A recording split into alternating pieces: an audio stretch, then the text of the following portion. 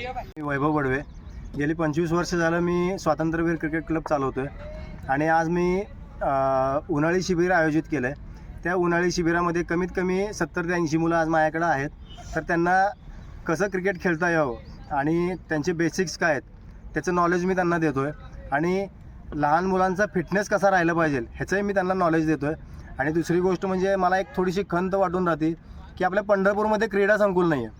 तर ते क्रीडा संकुल शासनाने आम्हाला उपलब्ध करून द्यावं, जेणेकरून आपल्या पंढरपूरचा एखादा मुलगा मोठ्या लेवलला किंवा IPL लेवलला, राज्य लेवलला तो खेळेल आणि आपल्या पंढरपूरचं नाव तो उज्ज्वल करेल.